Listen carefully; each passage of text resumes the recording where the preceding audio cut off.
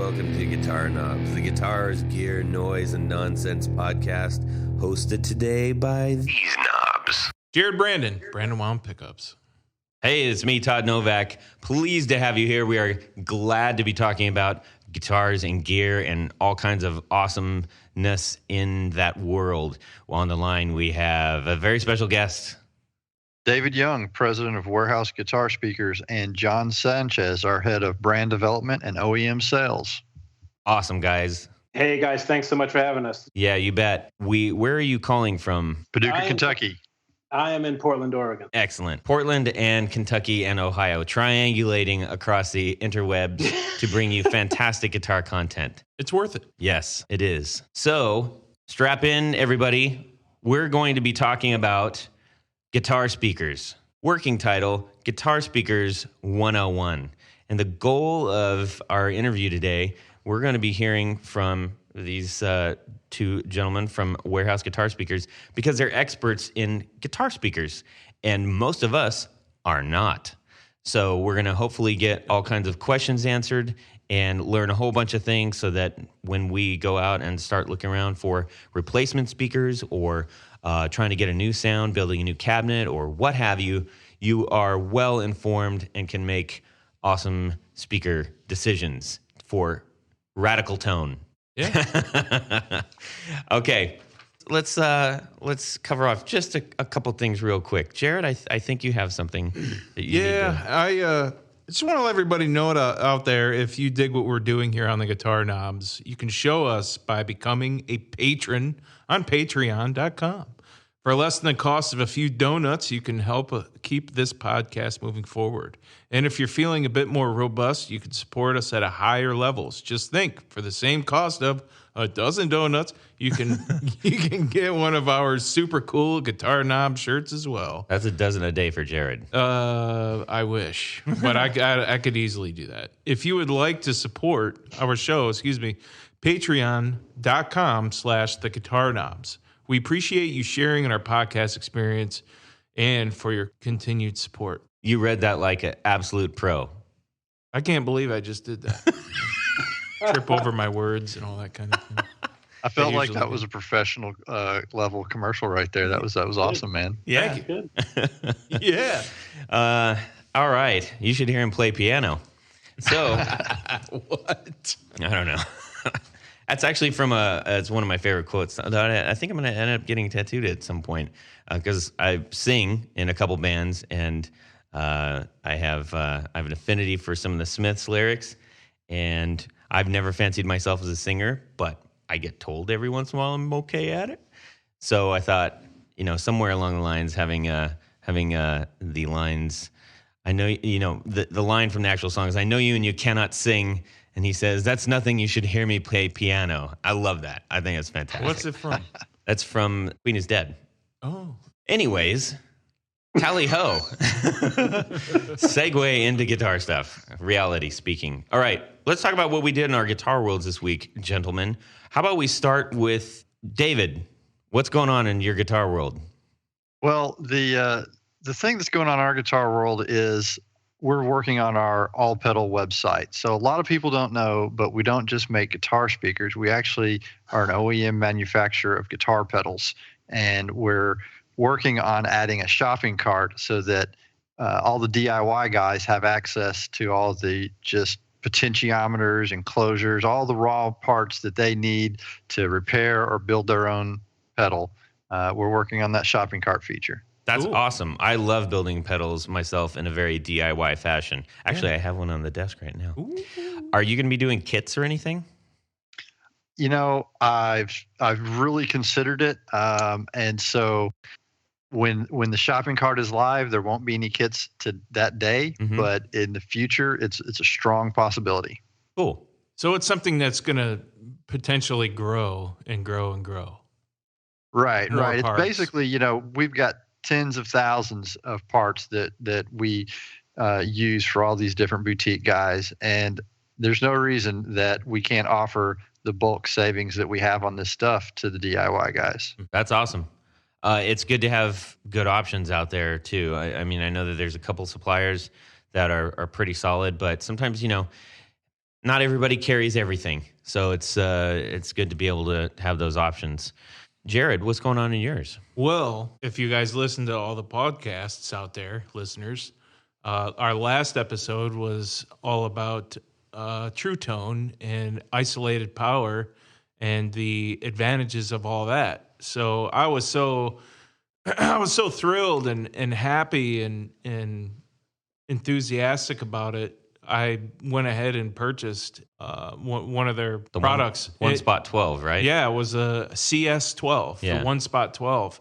And I have all the power things used up already. So everything's set up now. All the power outlets are used up except for, I think, like the 18 volt 800 milliamp. I'm not using that. I don't know what the heck I'd use that for. And then the two well, that would be for like a Strymon or something like that, like a big monster digital pedal. I don't have a big monster digital, so, and then two other ones that are really weird. So this thing's got millions of little options on it. It's got the dead battery type of thing, the 4-volt option. Right. It's got everything. It comes with plenty of chords, and you can switch the chords around. Like my Electro Harmonics reverb pedal that had a big old power supply, and it had the 1/4-inch small jack, the 1/4-inch male jack instead of the regular power thing. Mm-hmm. Well, this came with an adapter for that, so I Perfect. don't have to take up another power spot in the outlet. So Awesome. I'm really happy with that product, man. Good, and you can daisy chain some of your analogs ones as within Right. that as well. I didn't need to, but Yeah, I still have that daisy chain from the Boss rig. Yeah. Actually, I set the new unit right on top of that Boss thing, and I still have the pedals sitting on yeah. that We thing. got to get So, you into a proper board. a big old board. Yeah. I might make my own. That's a good idea. So. Let's see. Let's go to John. Well, next year we're going to be celebrating our 10-year anniversary. And to complement that, we have a lot of new products that are in development. So I've been evaluating samples. I purchased, actually, Sam Ash was blowing out these Gibson the Les Paul double cutaway specials with the G-Force tuners. Yeah. And the price was just too much to pass. So I pulled the trigger. And but while I was in transit, I kept seeing all the hate for the G-Force tuners, and unfortunately, I gotta cast my vote on that side. I'm not sure of the longevity and the real purpose of having a motorized tuning component on the instrument. It's really quirky. And I have no problem tuning the old-fashioned way. So Yeah. I don't know how you guys feel, but I feel good with the old school style of tuning my instrument. I don't need another robot. No, No. I feel that if you're a musician, I believe you should be able to, to a certain extent, you should be able to know how to operate the guitar and do some light maintenance. That's how I feel about it. I mean, I guess if you are somebody who's going in and out of alternate tunings, if you're doing a lot of Drop D, or and even crazy more than that, I mean, all chords, kinds of open dra- G. But see, I don't know. I'm sure somebody's got a use for them out there because I doubt that they would have made that product if it wasn't being asked for. especially in a live setting. Right. And a motorized part, which there's obsolescence in there somewhere. It's going to wear out at some point, and is it going to wear out in the middle of a gig and Right. in the middle of a recording session? And with alternate tunings, usually you want to have a certain string gauge to complement that tuning to give you Exactly. the tension you need. And when the guitar ships with 9 gauge, I mean, you're only going to do so many alternate tunings. Sure. Yeah. Innovation, it's better than nothing. So we'll see where it goes. But Yeah, I mean, we're talking about them, so I guess mission accomplished to a certain degree. As for me, What do you have in your hands? I got a brand new pedal, which I'm like over the moon about right now. I had spent about the better part of about 8 hours searching for the right fuzz pedal. What I want is, I probably will end up with a couple fuzz pedals. Obviously, I've had some, I've gotten rid of some and everything, but I was chasing a very, very specific one that I couldn't put my finger on. And then I'm also trying to sort out price, and, you know, I'm on a limited budget, so I can't spend like $300 on an awesome fuzz pedal. I want to, sorry, can't. But ultimately, I picked this one, and I am completely sold on this pedal, and will probably buy a few more of them from her. This is a Devi Ever Torn's Peaker. Oh, yeah. Get it like Torn speaker. Yeah, she's a Portland builder, yeah. She makes such a wicked great product. And I dug a little bit into, like, you know, her presence online and everything, and I definitely want her on as a guest. So Devi, if you're out there listening, please get in touch with me. I sent her a note. I'm sure she's very, very busy, but I love this. I absolutely love it. It is exactly the thing that I wanted for my new band, and it's well built, and it sounds amazing. And she signed it on the inside too, which is really cool. You know, It's a nice little touch. We've spoken many times about the notion of having things that are signature in our life. You know, like that. You know, I've said it before. It's a fingerprint from somebody else. It's not. You know, Boss pedals are great, but guess what? You know, every one of them is identical to the one of that model. Exactly. And if you buy a set of pickups for me, like some humbuckers, you will literally get my fingerprint on the bottom of that humbucker. Are you going to pay me for that plug? Holy moly. Yeah, I did. I already paid you on my way in. Anyways, so yeah, if you're not familiar with Devi Ever, she basically her website is fuzzgoddess.com. So she pretty much only makes delays. No, I'm just kidding. She basically only makes fuzzes. She makes a couple other pedals, but she does fuzz so well. I love it. I love it. I love it. And I'm gonna get some more. There's a couple more that I'm after, and they're super affordable. But anyways, okay. Well, that's awesome. That's a whole lot of goodness going on in our lives, in our guitar worlds. Just really quickly, I also briefly want to mention, if you are listening to this podcast on iTunes, it would mean an awful lot to me if you went in there and gave us a multi-star rating. I know that we have a lot of downloads and we have not a lot of ratings.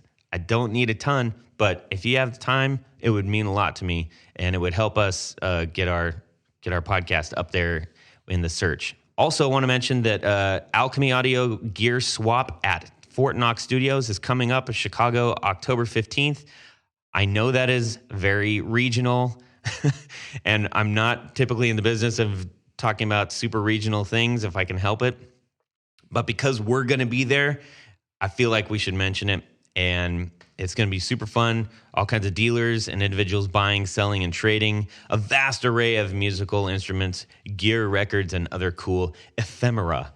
They're gonna have local coffee, free beer samples from Maplewood Brewing and Distillery, food trucks, live music, raffle giveaways, and more. I don't know about you, but that sounds like my jam, man. It's gonna be super coffee, fun. Free beer, and you can meet the knobs. Yeah. And Johnny Ballmer from Alchemy Audio, who's awesome. And many more. Okay, so anyways, that's all the business. Let's get down to business. Let's do it. Let's see here. Now, I'm not going to lie to you all and pretend that I don't have a couple pieces of paper in front of me with a ton of questions. Not the only one.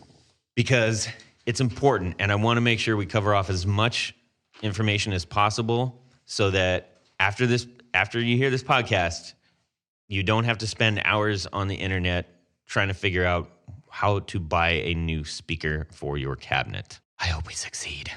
Okay. Yep. Warehouse guitar speakers. Guys. Yes, sir. I contacted you because, well, you're not too far away from us, number one. So I like that. The whole like, you know, keep it semi-local, I suppose. Yeah, you're in Kentucky. One thing that impressed me about your company is that you have a huge array of product. You are clearly authorities in guitar speakers. And we want to make sure that if we're going to talk about this, that we talk to somebody who not only knows just their product, but has an understanding of the whole landscape. And I say that addressing you guys because I know that a lot of the speakers that you have are modeled after ones that we are familiar with. Not all of them, but several of them, or certainly the general characteristics of ones that we know. And in order to do that, you have to have a very good understanding of how to get there. Definitely. We didn't come out of left field and try to design a speaker that, nobody's ever heard of or knows what to reference it against. We came out with some speaker designs that would be understandable to the average player. Right. And you have a fantastic website, which is WGSUSA.com. WGSUSA.com. I spend a lot of time on websites, and I know that everybody's like, everybody spends a lot of time on websites. I actually do that for my career too. So I know good websites when I see them, and you guys have a really solid website. And I appreciate that as a consumer, being able to get to information clearly, being able to navigate clearly, making sure that I feel like I really want to buy the stuff that's on that site. You guys are doing a good job of compelling me to do that. Thanks. I appreciate that, because I am the same way when I'm shopping online. I need it to make sense and just flow right. And, we spent a lot, we invested a lot into making the site deliver the content that you want and just be simple to get through. Mm-hmm. It is. So why don't you tell me a little, why don't you guys go ahead and give us like an overview of what you're about besides my little blabbering on? The main thing we're about is making a great product in the United States. We're not mining the raw material magnets are made of and compressing that material into the shape of the magnet here. So a lot of the components, they're sourced all over the world. Like our cones for the British Voice series, for example, those cones are from one of the best cone suppliers in the world, Kurt Mueller. And we've chose them because they have the longest track record in the industry for the best British sounding cone there is. And just providing a product that is as true as it could be to the 60s and the 70s or whatever era we're targeting a specific model for. That's our main goal, and to do it in the States as much as humanly possible. We appreciate that. Oh yeah. Yeah, that's big. I think it's important. John, do you have anything to add to that? Yeah, so Bart and David brothers, their father started in the industry 50 years ago. So a lot of people don't know the pedigree that the Young family has in this industry. The father started out in the supply side, selling components to a variety of customers, and as he developed in the industry, he got a job at CTS, was the head of engineering and head of sales in a very short time, and his career flourished from there. And during that time, the brothers, as they got older, they wanted to get involved in the business. And one thing that the father, instilled in them, which is evident with WGS's approach to building components and catering to the diverse user group that we have, is deliver on quality, deliver on price, and do the right thing. And there was a lot of skepticism on this company when they launched 10 years ago. And here they are 10 years later with a wealth of components for every skill level and every genre of music, and just about any budget can participate in what we offer. That's pretty good. I'll buy that. No, that's a really solid background. I think it's important to understand, at this podcast, we focus almost expressly on companies with a backstory, companies with a reason for being, ones that have been either, family owned or singularly owned, passion projects. So it's good to know where you're buying your product from and from whom and what their idea is behind the company, not just a nameless, brand. So I appreciate you guys sharing that. Absolutely. We're not building these things for ourselves. It's our user group, OEM end user that's given us this company this life, and it's a pleasure to cater to them. We've got a lot of new things coming out for 2018. Cool. Yeah, you guys can maybe speak to some of those once we get through our 101 here. All right, gentlemen, let's do this. I have a couple setup questions that I want to go through. Then we're going to talk about the anatomy of a speaker, which you wouldn't think that there's that much to until you start looking around on the internet and you're like, oh my gosh, I don't know jack. I know what doping is. Yeah. Jared's very proud of that. He's mentioned that a few times. Exactly. Then we're going to go through some of the characteristics of a speaker, as in what is its personality and how does that become so? Then we're going to cap off with some sort of general follow-up questions. So now you have all that knowledge. How do you put it into action? Sound good? Yeah, let's go for it. All right. Great. I think just a very broad question, and we can keep this, keep it relatively brief because we're going to dive in big time in detail soon. But what are a couple of the key factors that determine speaker tone? I'll take that one. The suspension, super critical. It involves so many different components of the speaker to make up the suspension. Spider stiffness, the edge treatment, cone material, the resonant frequency of the cone, and the type of dust cap you use to keep it simple. I'll stop there. I'm so excited because I have all those written down that we're going to get to. That means I did it right. Yeah. Now, the cool thing is, if I was reading that about a product like, oh, our blah, blah, blah, and our blah, blah, blah, I'd be like, what? Right? So that's why this is going to be so great. Yeah. Okay. So what are what's one of the biggest myths or mistakes people make in choosing speakers? Like is there any, I don't know, unicorn dust terms or, that other people use to try to sell you a speaker or what are some of the, what are some of the myths here or mistakes that we make?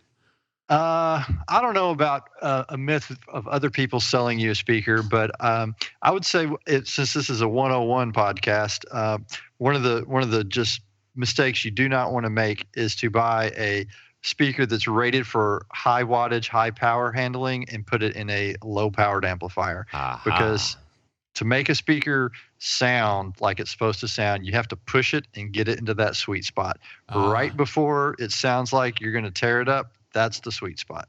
Whoa. Good. So that means I wonder every once in a while when I'm like really, pushing the volume on mine.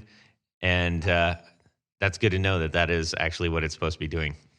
Yeah, I've kind of thought that might be one of the big ones, like, bigger is better, more is better in most cases. But I think as we go through some of these over the next little bit of time here, we will understand that is not the case. So let's discuss the anatomy of a speaker. All right. I know that if we took a speaker apart, there's, 7 to 10 parts, generally speaking? Yeah, 10 to 12. Okay. I underestimated. So let's get into that. So let's start from the back and work our way all the way up to the front. Can you go through some of those parts? Yeah, you've got the T-yoke, the magnet, the top plate, the basket, coil, cone, spider. Did I already say spider? Yeah. All right. Dust cap, edge treatment. There's probably 3 or 4 different adhesives that we use on any one design, Okay. because the type of adhesive makes a huge difference in all the different joints. That is something that we will definitely want to hear more about. Let's start with the magnet. That's kind of like a big one. I'm going to kind of go through a handful of these so that we get a better understanding of everything.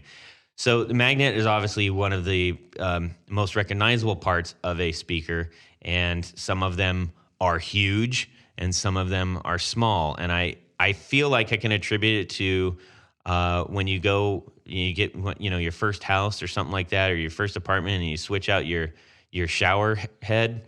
And you're just like, oh, I got to have the big giant rain one. And really, a lot of times the little tiny one gives you the most jam. So there is some truth to what you're saying, and there's some fiction to what you're saying. So a larger magnet, especially when we're talking about ceramic magnets, usually that's going to give you more low end and tighter low end. But there does reach a point where sometimes manufacturers are just putting a huge magnet on there to make you feel like you're getting more bang for your buck, because the ceramic magnets aren't terribly expensive. So they can right. put a lot of mass and weight in a product and make you feel like you're buying more. But like I said, if you want a certain amount of low end tightness to it, then you are going to need a larger magnet physically in dimensions when you're talking about the ceramic material. Okay. Well, that I fell into that trap early on in my guitar life. I was like, that one's big. Right. What about so you touched on ceramic? How about the materials? I know there's ceramic, there's alnico, and there's neodymium. Neodymium, you got it. Yep, there's those three, and alnico is definitely a premium magnet material. You can tell that if you've ever tried to purchase an alnico speaker, you have to really pony up some cash for them, and the reason is the alnico material will give you more compression on the top end and more of a sparkle, generally speaking. So if you're really going for some chime, a lot of times I'll recommend a speaker that has an alnico magnet. And then neodymium, that right there, if the first person to market that builds a good neodymium speaker that sounds like one of the old school vintage speakers, I mean, that's the holy grail. But the magnetic properties and characteristics of the motor, it changes when you start using these different materials that have different densities. So it hasn't been done yet. It's on anything that's commercially available, in my opinion. But that's not to say it won't be done in sometime in the near future. Well, it's kind of like pickups. Pickups, the Alnico pickups are more of a more expensive to make than the ceramic. So Jared builds pickups, just in case you guys didn't know. Right. It's also the alloy. It's aluminum, nickel, and cobalt. And right. Cobalt and nickel, they're just every year they're going up in price, and obviously the industry feels that as well. So can you tell me a little bit about voice coils? The voice coil is what takes the signal coming in from your guitar and your amplifier and interacts with the invisible magnetic field of the magnet, the T-yoke, and the top plate. Those four components make up your electromagnetic motor. So the voice coil is kind of the start of the whole suspension system. Okay. It would be the equivalent, I guess, if we were going to relate it to cars, the fuel injection part of the system. All right. Cool. And then is there huge variance within voice coils, or is it sort of like voice coil is a voice coil? Oh no, there's a lot of variation that goes into voice coil design that's going to affect your sound, because the voice coil is glued to the spider in the cone, and all these different components have their own resonant frequencies, their own flexibility, hardness, and softness. Mm-hmm. So all of that is going to build up into the final tone that you have. Is that something that is, I mean, for lack of better terms, a kind of proprietary part of the speaker? Whatever. There is a huge amount of engineering that is hidden away in the specs of a voice coil and the specs of the electromagnetic motor itself. So just something as simple as how close does the top plate get to the winding on the coil. Not only does that affect the direct magnetic strength of the motor, but you're also talking about the air in the gap of the electromagnetic motor. So how much back pressure is that voice coil having to move in and out of when it moves in and out of that structure? So you mentioned motor a few times. Is that a specific part, or is that just sort of the combination of some of these parts? Yes, it's a combination. It's a combination of the T-yoke, the magnet, the top plate, and the voice coil. Okay, let's see. We also have heard the spider a few times. Yes, the spider is going to be probably the stiffest, most resistant part of the whole suspension. It's the main component when you hear guys talk about breaking in their speaker. One of the main things they're doing is just breaking in the fibers of that spider. Okay. And, Where is and that located? Essentially, is that within the cone? Is that behind the cone? you can see it on any speaker. It's behind the cone. It's glued to the basket, and Okay. it's glued to the voice coil. So it connects those two and keeps the voice coil centered in the motor. I see. So we're just going to keep rolling with segues here. Basket. What's a basket? Basket is the big metal thing that kind of holds the cone in like a cradle shape. Kind of like a body. It's the body of the speaker. chassis. It's the chassis. Which is actually the frame. Right. Yeah.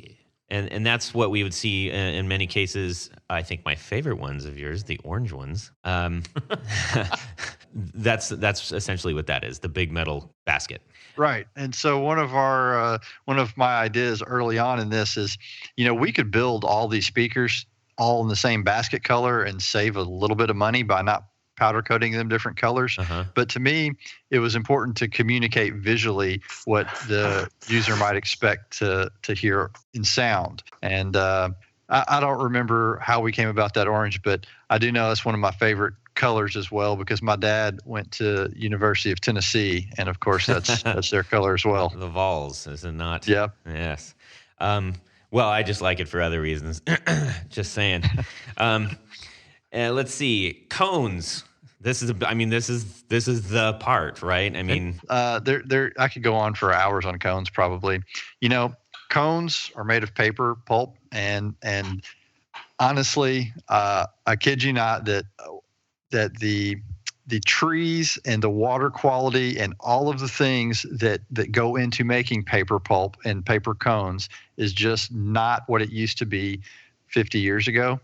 And that's if you want to get on the microscopic level, but on the more macro level of things that we can control today, you have to buy cones from a cone company that knows what they're doing. Right. And that's something that we just from day one, no questions about. I mean, you pay more for them, mm-hmm. but it's totally worth it. You're talking about the pulp. When it comes down to I know that if you look at certain speakers, certain feel like they have almost a pattern in them, or there's the wire or ribs that are in them. Can you talk about some of the elements of that, like thickness, consistency? Is it flat? Is it smooth? Is it ribbed? Density. Yeah. Yeah. All of those things, the thickness, the smoothness, the density, all of that is going to make a huge impact on the sound quality that you get.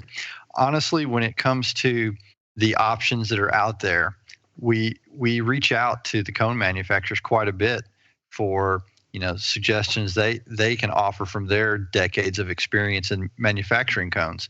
We were fortunate in that my dad actually owned Holley Products for 15 or 20 years, which is the world's oldest paper cone manufacturer. Wow. So a lot of the experience we have with cones was from the family history of manufacturing paper cones. He sold that off in, I think, 1987 when I was, 7 years old, but it's stayed with us, and we've just had lots of sourcing, and we know what works and doesn't work.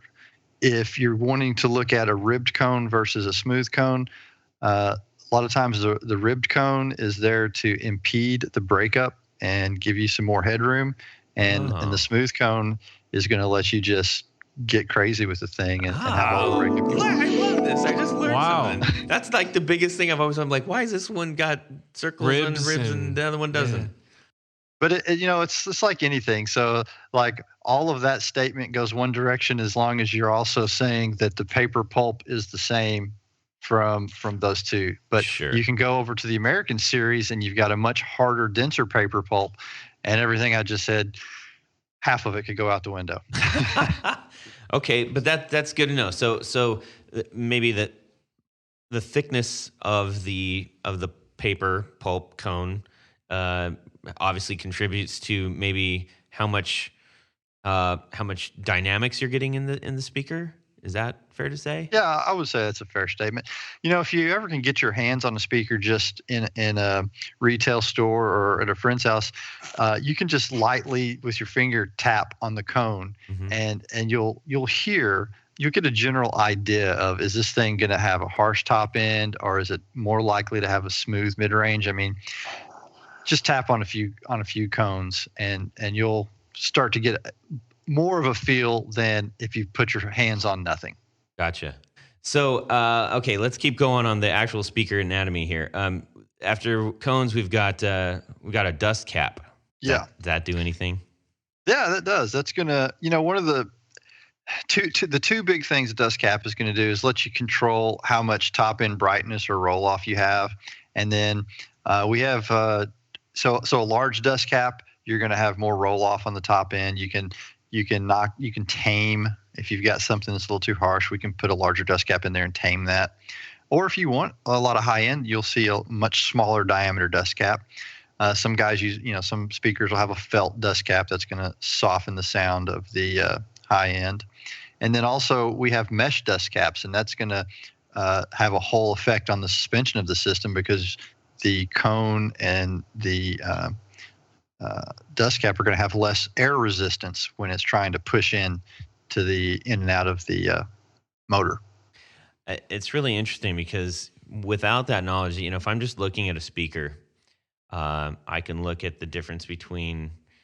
I won't name the names yet on your site, but I can look at one that has a smooth cone and a tiny dust cap, and then I can look at one that's got a rib cone and a fat dust cap, and I'm like, that one looks cool and awesome and meaty, But that may not at all be what I need for my sound. And I didn't realize they had more than one purpose as well. That's pretty cool. Yeah. Let's go a little further here, and sitting on top of that cone is, well, I guess connecting the cone to the outer rim. That's the what would we call that? Is that the suspension? That's part of the suspension too, but the main part of the suspension is going to be the spider. But you got to have 2 points to keep everything in alignment. Mm-hmm. So that is definitely the second point, holding everything in alignment. And that's adhesive. That's what's holding the cone to the basket, is the adhesive. Okay. Now, is it the foam or the flexible material that? The gasket material. The gasket material. Sure. Okay. So yeah, with guitar speakers, you're typically going to find foam, hard paper, or cork, and they're different densities. And in addition to front loading or rear loading a cabinet, obviously the gasket material is going to be more detectable when it's a rear loaded cabinet. But the differences are really subtle. If you were to line up 3 cabinets and say, one was cork, one was hard paper gasket, and one was foam, and everything else is identical, I probably could not tell them apart. Okay. It is a very subtle difference.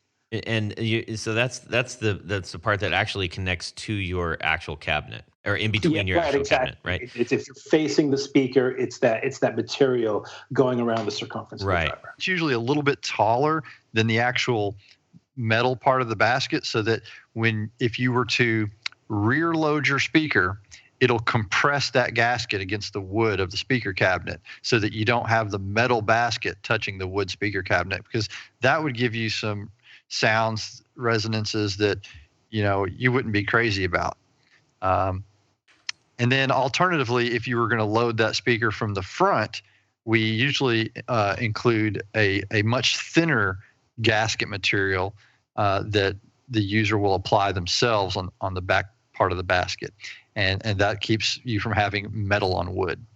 The adhesive, in which other guys call doping, that term I heard, that's what's giving that paper that extra elasticity. The doping occurs on a different part of the edge. So the doping occurs where it's visible on the little M rolls or M shapes that you see in the edge. Gotcha. And that is to also adjust and change the response you get from the speaker. Right. So if you're looking at a speaker online and you see the part that's clearly paper, and this is where I was kind of going into, this one looks like it's got a lot of muscle because it has a lot, and it's got a very thick ring of that shiny adhesive, and it's got a big dust cap, and it's got ribs, or those are the kind of things that I was like, it looks like it's got more of everything, so that sounds really good. And again, Right. Obviously it doesn't necessarily, and maybe it does, but those are some of the aesthetic things that someone, if you don't know these things, it's really easy to get tripped up on and think that this is more beefy or more substantial sound or something like that without really knowing. Right. So a lot of, I would say probably the average person will associate and to some degree be correct that the doping is there to give the speaker a more creamy sound. But if you're not careful, you can get too much doping on there, or put doping on a speaker that's not going to resolve the problem with the speaker to begin with. You just said a key word that we're going to hit in a couple minutes, that's maybe one of the funnest parts of this whole thing. So I think we've covered off on all the major parts. Yes? Anything I left out?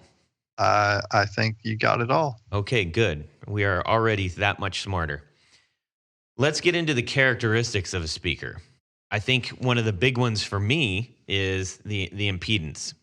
When I was looking around for speakers to put in a new cabinet, I didn't know 4 ohms, 8 ohms, 16 ohms. What is the difference, and why does it matter? It's primarily, it's going to be, what do you have to do to make the cabinet compatible with the amplifier? Now, you will get a slightly different sound from speakers. You'll have an option. You can wire a cabinet up for 8 or 16 ohm, depending on how many speakers and what setting you choose the output on your amp. But that's a much more subtle difference. So it's not one that I think the average person needs to get terribly wrapped up in. I think if you're more on a pro level and you have a tech that's working for you all the time, that would be the case where somebody that has a lot of experience with the gear that you're playing could shed a lot of light. But as far as we offer, say, the ET65 speaker in both 8 and 16 ohm, and if you have an at-home rig and you're trying to decide, well, which way should I go? Really, the impedance isn't going to be the determining factor. Make sure the ET65 is the speaker that's going to generally have the sound you're after. I actually have 2 of those at home. Great. What do you think about them? I love the sound of them. Yeah, and they're actually, I got 2 ET65s with 2 8 ohm Reapers, and so it's in a 412 cabinet. Do you have them in the X pattern, or do you have the ET65s on the? Yeah. Yep. That's one of my favorite recommendations to make there.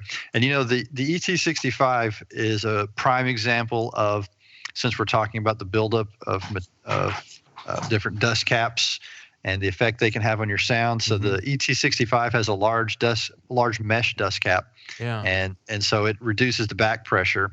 So what you have is a speaker with more low end, but a more open mid range, and you still have a nice top end. Oh, yeah. And a lot of that is accomplished from the dust cap choice we made. Interesting. I'm so blown away that little dust cap actually has so much to do with sound.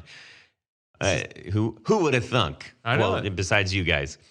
All right, let's get into the next big dog, and this came up early with our setup question, maybe arguably one of the biggest questions that most people have: wattage. Low speakers versus high watt speakers. What are the benefits and or drawbacks? I'm gonna let John handle this one. He's got a lot of playing experience. So,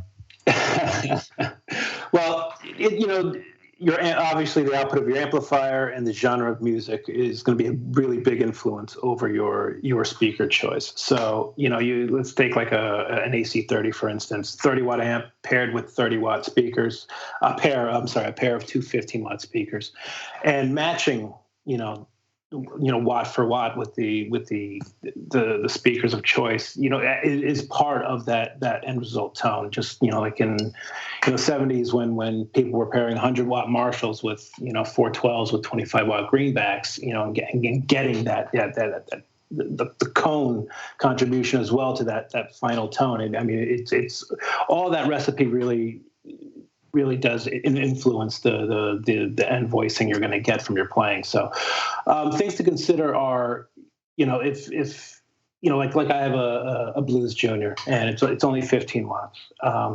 But if I put something that has a bigger magnet with more SPL, I can fill the room a little bit more. It makes that 15-watt amp sound a little bit louder because that speaker magnet's a bit more efficient than what was in there previously. So you can get different combinations that will give you high headroom. If you're using a higher wattage speaker that maybe has a thicker cone, doesn't break up as early, and then you're a slide player or you're doing country twang, that's the combination you should go for. But typically, a lot of players like to match the output of the amplifier. And give the speakers a little bit of room, because as we all know, sometimes these amps have spikes from the wall that can get fed through the cabinet. So, so you mentioned headroom, and I know that's a term that we hear a lot, but can you just describe that real quick for us? Headroom is the amount of volume and wattage you can put behind your speaker before it breaks up. Now, some speakers are designed to break up early. They're designed for gain. They're designed for different styles of music. So, somebody like I said, a country player or a slide player, they're not looking for a lot of early breakup. They want that headroom. They want the speaker to be as clean as possible. And under more demanding situations if they're using a lot of volume. And somebody like me who plays a lot of heavy music, I want some of that breakup earlier, but with a lot of low end. So I'm not looking for something with a lot of high headroom. I see. Now I hope I'm not going to get down a rabbit hole and just say the word taco if I'm about to. That's the safe word. Yeah. So if you are somebody who maybe is doing a lot of like overdrives, distortions, fuzz, heavy duty stuff. In theory, you want a broken up sound. But if going into it, like let's say you have that AC-15 and I'm running this Devi Ever fuzz pedal that I just got and maybe a boost, am I going to want something that has more headroom in order to maintain more that extra volume, or do I want something that is going to break up earlier, or is that going to conflict with those pedals? I think something that is high headroom, something like the WGS 12L, cast frame, 2-inch coil, 200 watts. It breaks up. You can put some gain through it, but it performs better with cleaner, slightly overdriven tones, in my opinion. Okay. So you're putting something like a Devi Ever, which is an aggressive, raunchy fuzz sound, which you're going to get some of that through something like a 12L. But if you want to bring the best out of that type of circuit and that tone that pedal produces, you're going to want something more like a Veteran 30 or a Retro 30 that's designed to complement breakup and can handle the aggressive nature of that pedal. Okay, gotcha. We mentioned you were talking about the myths and stuff, and I know that you just explained in great detail what happens with wattage and breakup and stuff, but are you going to be in trouble in any way, shape, or form, whether it's you're not going to get the sound or you're actually it's going to be detrimental to your equipment if you throw in like a 75 watt speaker into something that is run at 15 watts? I've done warranty stuff for years. I have yet to get a claim that somebody was pairing, an 80 or 100 watt speaker with a 5-watt amp and destroyed the amp or had any issue that way.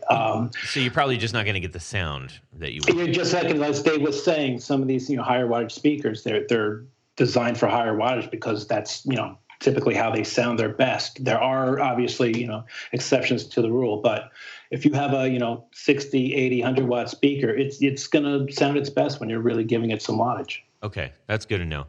When I was originally doing this, that was one of the biggest confusing part. I'm like, well, wait a minute, what wattage do I pick? dad burn it. Like there's all these different wattages, and I didn't know what I should be going for. And I figured that music style does have a lot to do with this. So I'm not a guy who's sitting up there with a little tweed on a stage doing blues licks. I'm giving it the gas.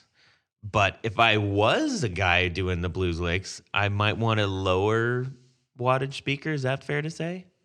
A lower wattage speaker and or the efficiency you need to pay attention to, the SPL. So typically, like the M magnet, the 35-ounce magnets, typically they're around a 97 dB efficiency. It's not too aggressive, still very full sounding, still very complements a real well-rounded voicing for the mid-range of an electric guitar. But you jump up to an H magnet, typically you get around 100 dB, and with that bigger magnet, you get a bigger voicing. A little bit, like Dave said, more tighter low end, a bit more on the top end, and a real formidable mid-range. Alnicos tend to also be around the 100 dB range, and you get that bell-like chimey quality for the top end and a real rich, complex mid-range, while still having that low-end thump that you expect, or you're familiar with from ceramic. Neo is where it gets a little funky. So the great thing about Neo is you can use a very little amount, and it's still really powerful. It's a really powerful magnet. Yeah, neodymium, really lightweight, really powerful. Problem, like Dave was saying, for the electric guitar, it isn't very complimenting so far. With bass and live sound, they said that they're great. But with the electric guitar, you're typically getting way too much detail and articulation and top end. It can really result with a very unbalanced voicing. But like Dave was hinting at, we are in development, and we've made great strides with that motor material. But given the trend of I think you'll agree, 10, 15 years ago, you saw a lot more 412s out there, and here we are 10, 15 years later, we're not seeing nearly as many 412s.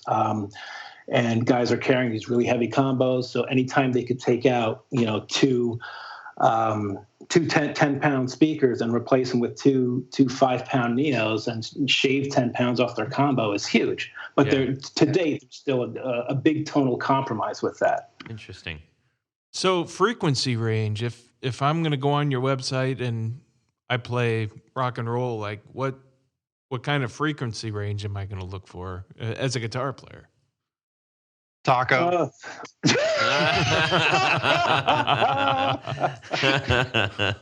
Well played.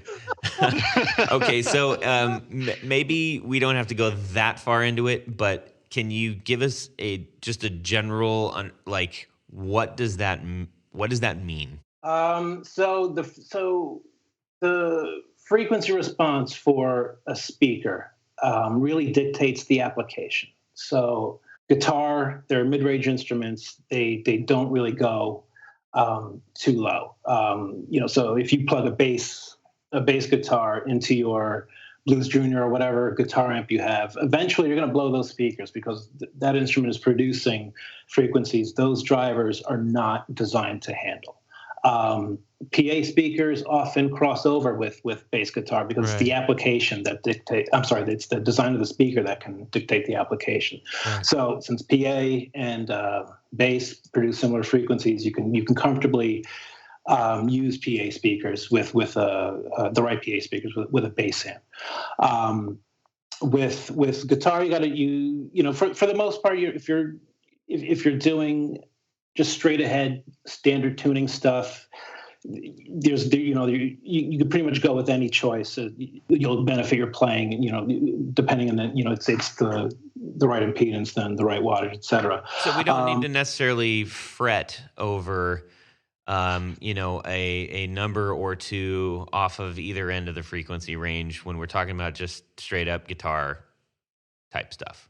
Well, the problem is now we have 8-string guitars, 7-string guitars. Guys are tuning down, and the whole doom thing. It's music's evolving, and if you're doing something like that, if you're doing the gent thing or something that's really emphasizing the low end, and your instrument is crossing over into bass territory, then you should be a bit more conscious about what driver you're choosing. If you're playing that really heavy stuff, I would recommend a larger magnet, higher wattage speaker for the efficiency, and because it can capably handle the low end your instrument is putting out into your guitar amp. Okay. Okay, that. Those are all good things that we just learned. Or if you're playing progressive, like prog mandolin. Prog mandolin. I mean, go with a regular, green beret, or Okay. So we got all right. So we've heard a few things. We're gonna do a subtle segue here. We've heard a few terms that have gotten thrown out, and the guitar world is notorious for our use of adjectives. An adjective is a descriptor. So I want to cover off on a couple of these, and from a speaker standpoint, I would like you guys to give it your best description of what this means to me if I'm hearing somebody else say, well, this is really this or this is really that.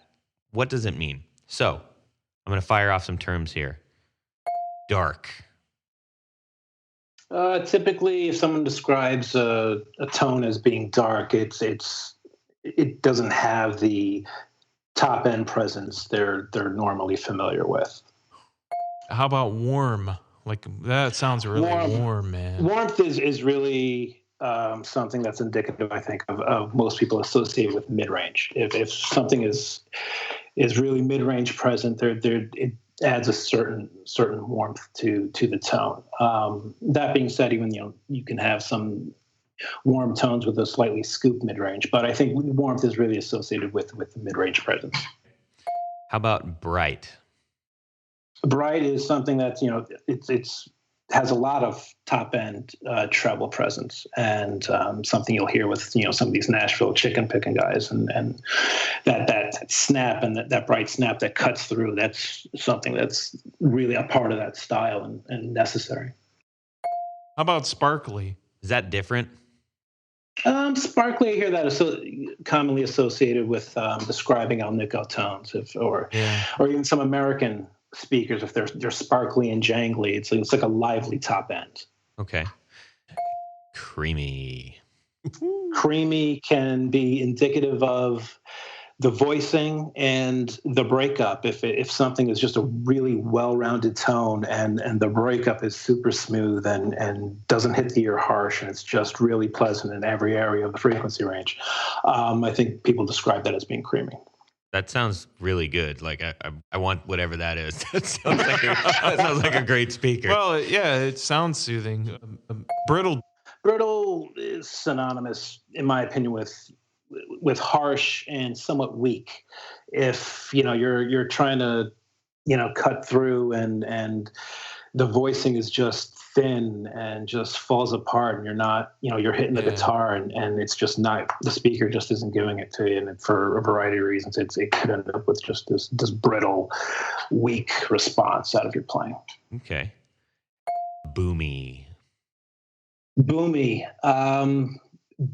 is something I would describe as uncontrollable low end. So no matter what your tone stack is set at, and no matter how you're controlling an instrument with palm muting, etc., sometimes there's just a low end presence that just gets away from you for whatever reason. Like I had a 335 and the original stock Gibson pickups they sounded good, except in my opinion, they were just too boomy. No matter what I played on the lower notes, it was the low end just got away from me in a very unpleasant fashion. So I swapped it out for some Lawlers and an RS kit, and it quickly tightened it up while still retaining the low end presence I needed.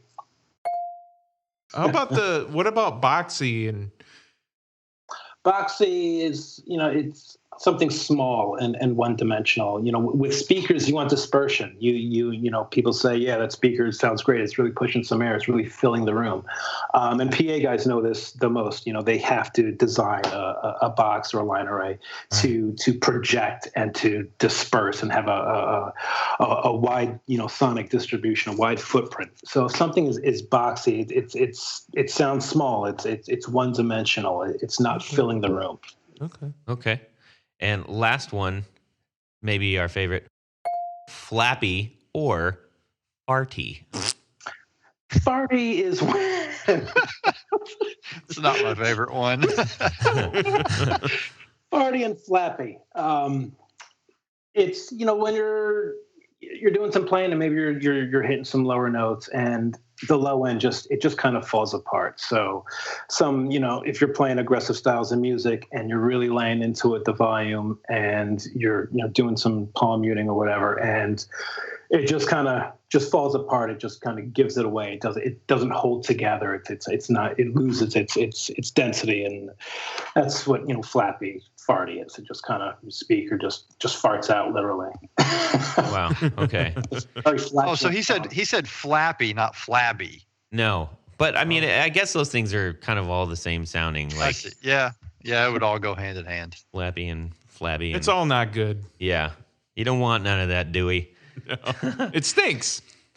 I've always wondered. I would hear people describe tones as a brown sound or use colors. That's a big one. And that's a big one, right? Well, I can't remember this artist's name, but I was watching one of the late night shows a couple weeks ago, and this artist comes on. And she starts talking about she literally sees colors when she hears music.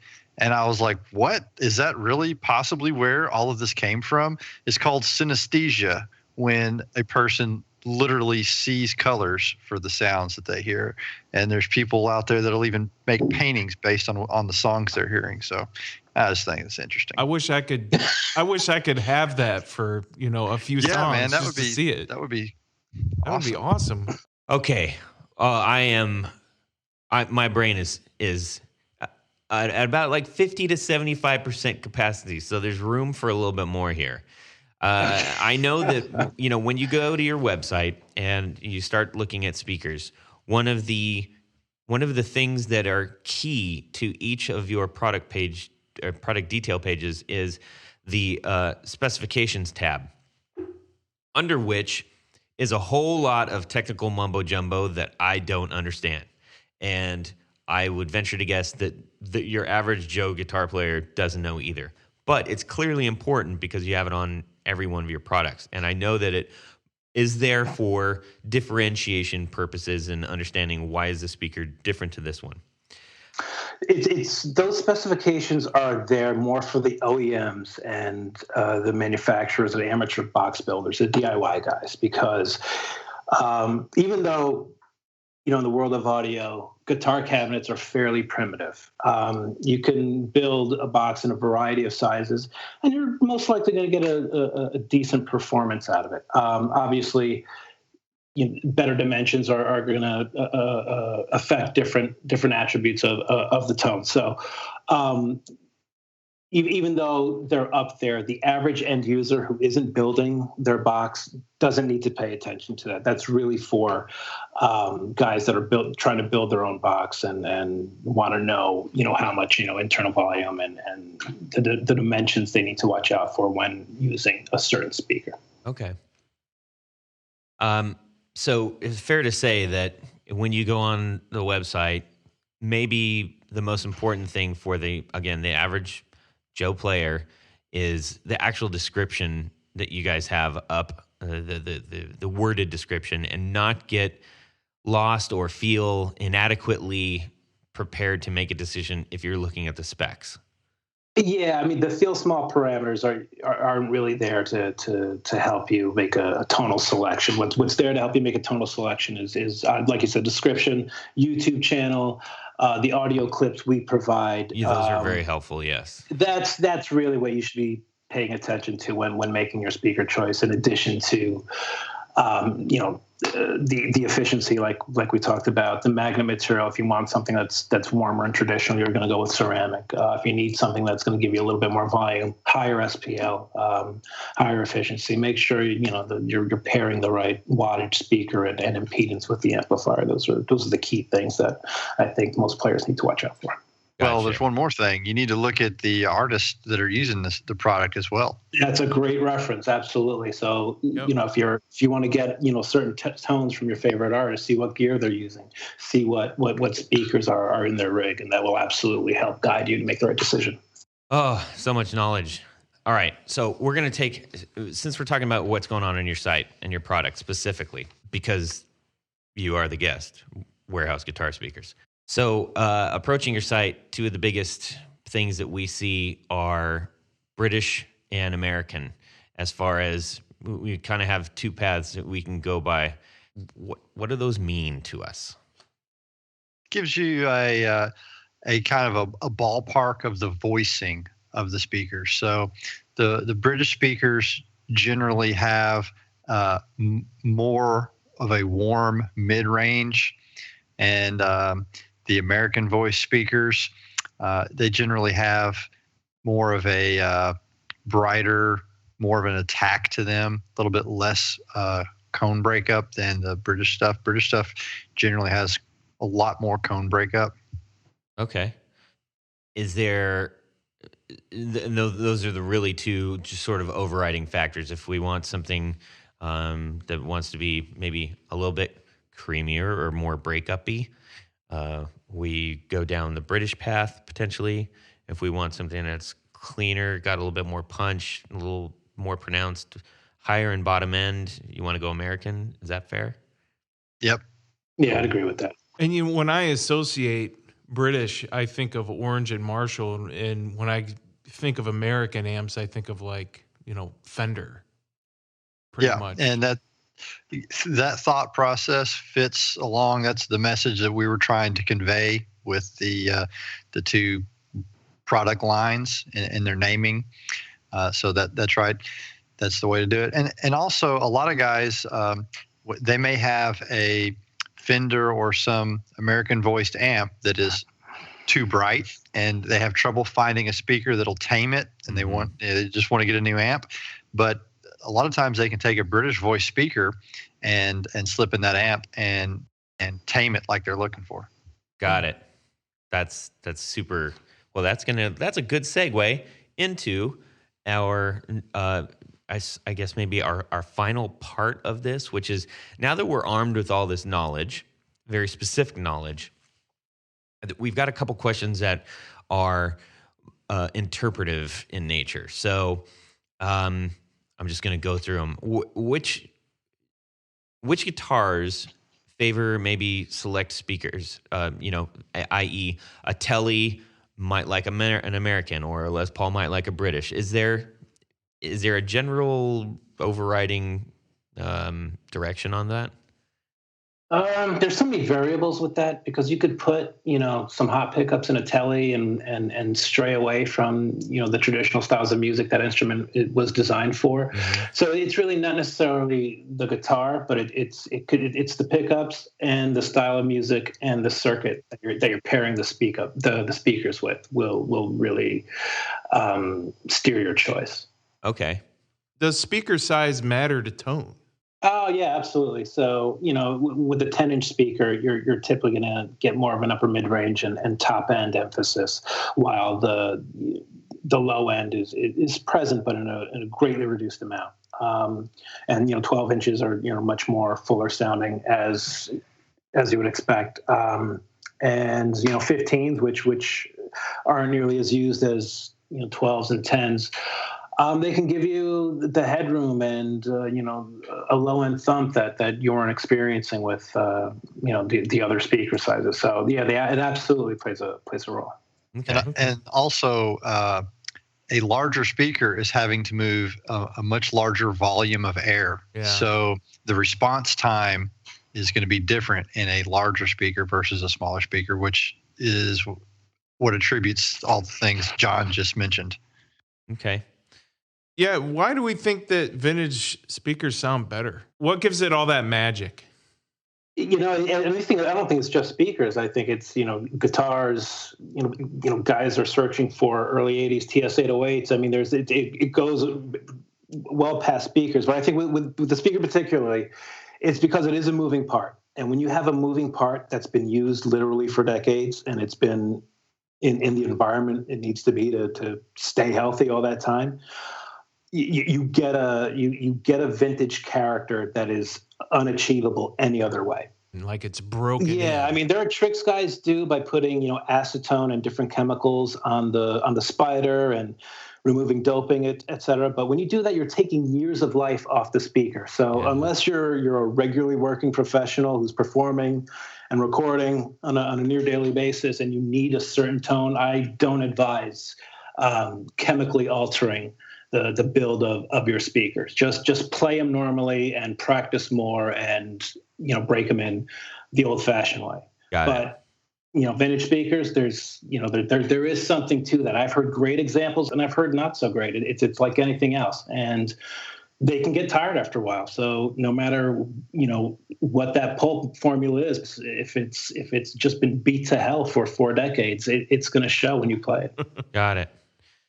This is a real big one. How much does your cabinet affect your speaker choice? Ooh. Open back, close back, materials? Wow. Yeah, it's absolutely a factor.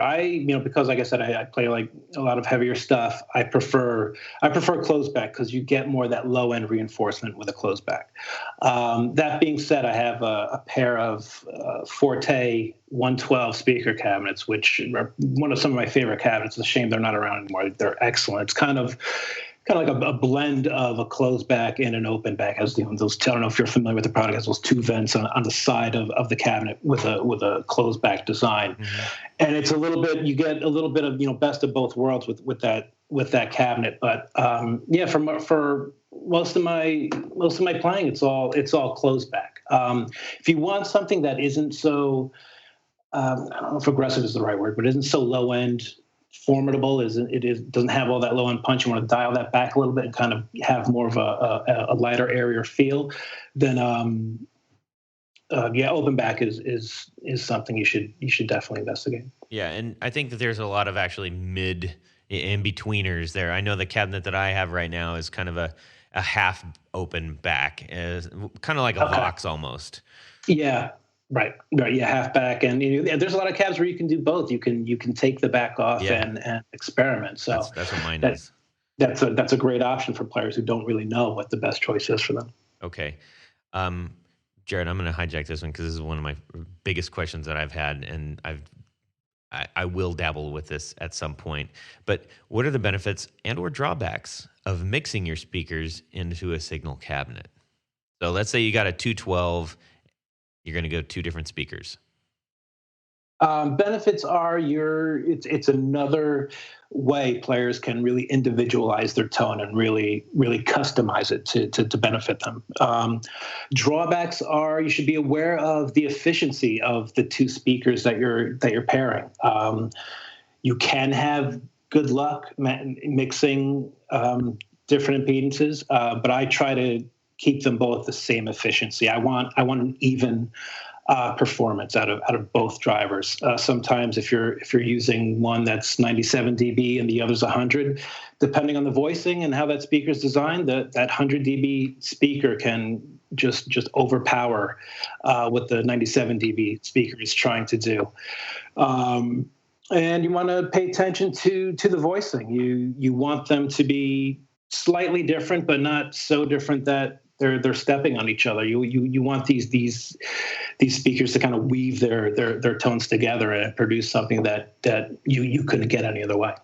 So as far as voicing and all that kind of thing, and that kind of brings me to cabinet grills. Should my cabinet grill, if it's metal grill or cloth, should that influence what speaker I choose? It will influence the tone. So, the old Marshall, basket weaves, etc. They, some of that grill cloth, it attenuates the high end to a certain degree. So that material, whether it's a metal grill, traditional cloth, whatever it is, it can influence that tonal response you're going to get. So people say no matter how dirty it is, keep the original grill cloth on there. Yeah, absolutely. Yeah. So there's some truth to that. What about the metal grill? I know that is whether it's perforated or, if you have sort of like the diamond, punch out kind of thing, obviously the air is going to go through that pretty well. But what about, I know that I've seen a lot that have that sort of like perforated metal. Yeah, I'm not seeing them as much anymore. I know Mesa has had a cab back in the day, and I have one of those cabinets. Yeah. That's the only one I but Carbon had one too, I believe. Okay. Yeah. And it does have a bit of an unfiltered feel where it is just speaker just projecting and pushing air right through the grill. So I'm not seeing that as much anymore, but yeah, there is a difference. You are getting a little bit more top end when your cabin is just perforated grill, like you said, as opposed to a sheet of cloth around the entire face of the enclosure. Right. Gotcha. Woo-wee. Holy moly, I learned a whole lot. Can I ask you guys to now squish that into a bite-sized finger sandwich and just give us like, hey, give us a couple key takeaways. I'm on the prowl for a new speaker. I'm what are my top couple of takeaways that I should be mindful of? Just a few things. Bottom line is, whether guitar, pedal, pickup, speaker manufacturer, we're providing tools for you guys to express yourself, and there's no wrong answer with how to do that. Just as long as you're using the right impedance, it has the right power handling, and you've done your research to make sure that the build of that component is going to complement the genre of music you're investing yourself in. But other than that, there are no rules. So have fun. Check out as much gear as possible and get inspired. Thank you guys so much. This has been hugely helpful. I hope for everybody who's listening that you feel enlightened and empowered to go get into some awesome speakers and not be scared about it. And if you got questions, you can always, email wgsusa.com. So please feel free to reach out and we'll help you any way we can. Excellent. All right. Let's get out of Speakerville and head. Well, we're kind of still in Speakerville. Right. So let's do our Would you rather? Would you rather? Yeah. So we've got a fun one this time. We were talking about speakers, and speakers go in things. That's right. So would you rather you've got some awesome speakers. Would you rather throw them in a custom brand gold sparkle? Custom with a K. With a K, like the tuck and roll. Oh, yeah. The beautiful old, crazy looking speedboat material. I love those things. Or are you going to go Marshall white snakeskin? Okay, John. I'm going with the sleazy Marshall white snakeskin. Don't qualify that or anything. Okay. Excellent. Any particular reason why? Those bubble jacket custom things, just gold spark. It's more like, if I was a Las Vegas lounge act, then all day custom gold spark. Right. Okay. All right, Jared. Oh man, I'm custom all the way. Give me the gaudy sparkle speedboat, glorious. Jared loves eye candy. Anything sparkly. Yeah, I'll wear bell bottoms too. Well, okay. David. I'm snakeskin, just all the way. There you go. Okay. Any particular reason? That's just I guess that's the given the two choices. It's a lesser of two evils. I was born in the '80s, so I mean it's just fitting. Yeah. I get you. It'll match your boots. At least we didn't say purple snakeskin because those exist and they're awful. I've seen them. I'm going gold sparkle custom for sure because it kind of lends itself to some of the music I play, which is sort of it isn't what you think. It isn't Las Vegas lounge, and it isn't full on. It's not glam or anything. It's sort of dirty Detroit. Kind of stoogey, So I was like, put that in there. You want an old beat up one, but I want the tall one with the vertical so crazy 412s. Custom came out with some crazy stuff back in the day, man. Yeah. All right. Well, awesome, you guys. This has been so much fun. We're so glad that you came and did this for us, and I really hope that our audience can go out there and get some awesome tones and. Hopefully visit your website to do so. Thanks so much, guys. Really appreciate it. All right. So, the guys over here at Warehouse Guitar Speakers are got a little something for everybody out there. And by everybody, I mean not just the people who are interested in purchasing, but I think this is an admirable thing. It's going to potentially help a lot of people. Go ahead, guys. We absolutely want to support the community that's been so good to us over the years. So if you're a victim of Hurricane Harvey or Hurricane Irma, and need assistance getting your rig back together with getting some speakers, please think of WGS. We absolutely will go to bat and get you the right discount, the biggest discount we can, and help you get your rig up and running. Guys, thank you so much. That's a very generous offer, and I'm sure everybody out there that is affected is happy to hear that. So we'll make sure that they get the message in every way possible. It's been quite a show. All right, everybody. So we want to thank our executive producers, Tom Barazin and Martin Cliff, and David Wolfson, and Matt Brammer, and Carlos Mancha for their support. Thank you. And they are good friends of ours now. They're patrons. Yeah. So, hey, if you want to become an executive producer, you can head on over to patreon.com/theguitarknobs to find out how. And I'll say your name clearly so everybody can hear it. All right, everybody.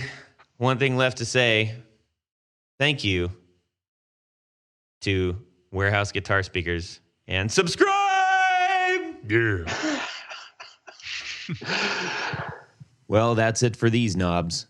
Please visit our Patreon page at patreon.com/theguitarknobs. Visit our website at theguitarknobs.com for all of our past episodes, 4 on the Floor blog, and other good stuff. You can connect with us on social too at our Facebook page and share your gear and stories on our Facebook group. Also, be sure to check out our Instagram at Guitar Knobs. Catch you next time.